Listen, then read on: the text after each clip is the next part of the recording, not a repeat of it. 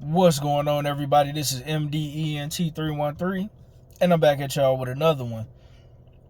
Listen, what I want to talk about is André Dirrell and his extreme hatred toward Devon Haney. Came way out of left field. I didn't see this coming. As a boxing fan, I don't have any, I don't know none of these guys on a personal level, or I don't have any connections or ties to any of these guys. So a lot of times when these comments come out, as fans, we're shocked, and it's weird, right?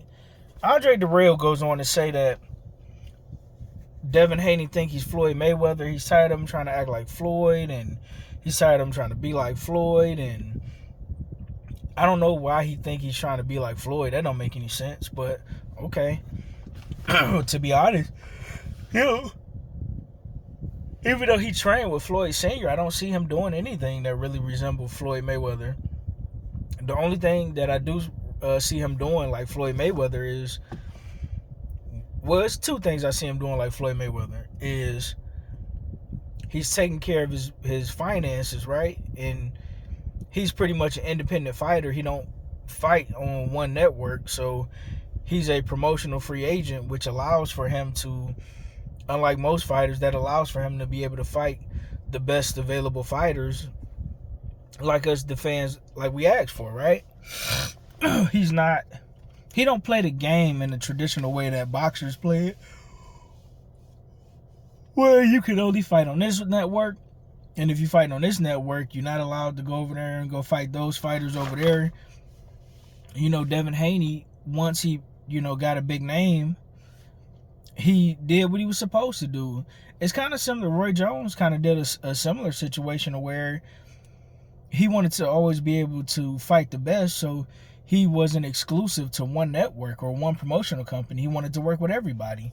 That's what I see Devon Haney doing, right? When you look at fighting styles, he don't fight like Floyd. Floyd, he could do a myriad of different things as far as fight on the inside, outside, fight mid-range. Devon Haney, he's kind of more of an outboxer. Devon don't really fight too much on the inside. He will if he have to, and he can, but he really try not to. Devon Haney's defense is pretty sound, pretty sharp. He don't do it in the same way that Floyd do it. And the only other similarity I see is Floyd Mayweather, his father trained him and pretty much taught him the game of boxing, and Devon Haney, his father trained him. But Floyd isn't the first father-son fighting combination in the sport of boxing. You've had that throughout boxing. I mean, you also had guys like Sean Porter and his father trained him. But you've had plenty fighters in the past who fighters train them, right? And it's strange coming from André Dirrell and the Dirrell brothers, because André in particular, right?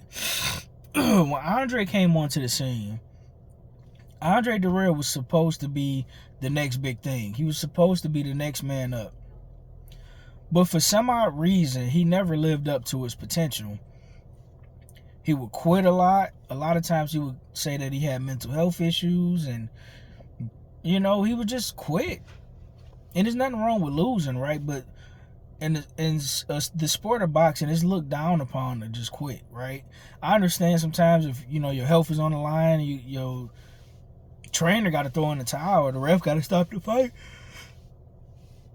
But the fighters themselves aren't supposed to be the ones to quit. And what I notice about fighters, not all older fighters, right? Because some older fighters, they seem to have a completely different view. Like you got the older fighters who set out and accomplished all the things that they wanted to accomplish, right? Just to name a few, when you talk about guys like Evander Holyfield and Lennox Lewis and Roy Jones Jr., Sugar Ray Leonard, things like that, guys like that, they seem to have a completely different perspective on the younger fighters, than the fighters who didn't accomplish what they felt like they were supposed to accomplish, right? Guys like Iron Mike Tyson, guys like Riddick Bowe, guys like James Toney, guys who, don't get me wrong, were great fighters in their own right, but who underachieved, if you will, but still ended up being great fighters, right? And what I noticed, right, when it comes to Devon Haney specifically, what I noticed with him is people always kind of acted funny towards him, and I don't know if it's because his father trained him, if it's because when he came into the game he was already financially well off because what his father was and how his father put his family in a great financial position, or if it's the fact that Devon Haney don't do the traditional things that boxers do where they only stay exclusive to one network, so that allows for them to duck the other elite fighters.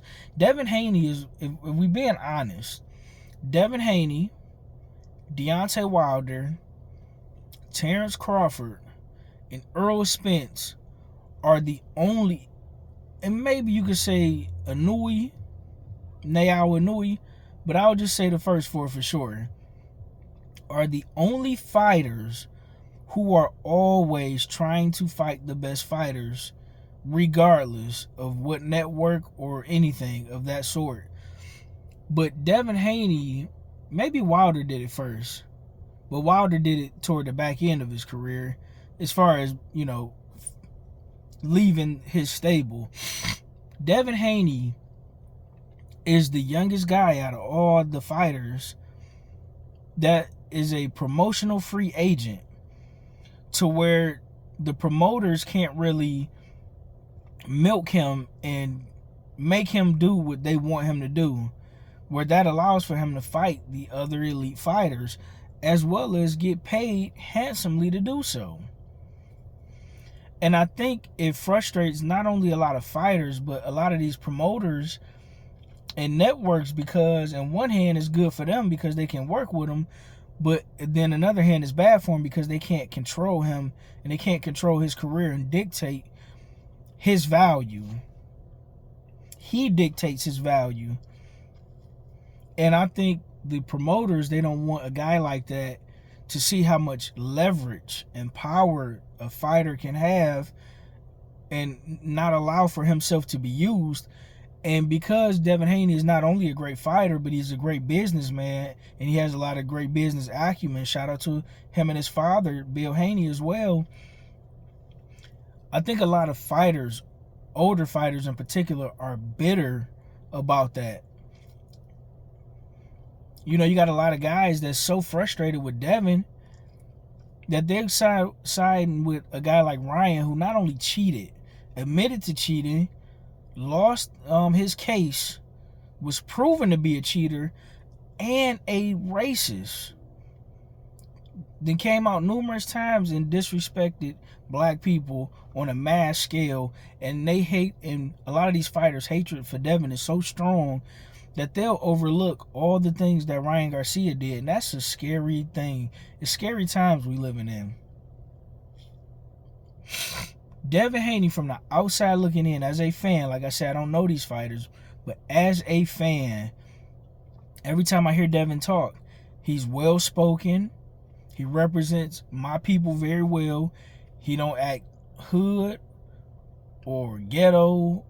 You know, he's not loud. He's not disrespectful. All I ever see Devon Haney try to do is fight the best fighters. He's trying to fight the best fighters, you know, while he's young and in his prime, while the other fighter is young and in his prime. And he's trying to do what the fight fans like myself are asking these fighters to do. And he got these fighters upset and in a tizzy. And it's sad. Devon Haney's situation with Ryan has exposed a lot of people. But listen, let me know what you guys think in the comment section. These guys were going back and forth on X, formerly known as Twitter. Check out what Devon Haney said in the post in response to what André Dirrell said in his post. Let me know what you guys think in the comment section. Like, share, and subscribe.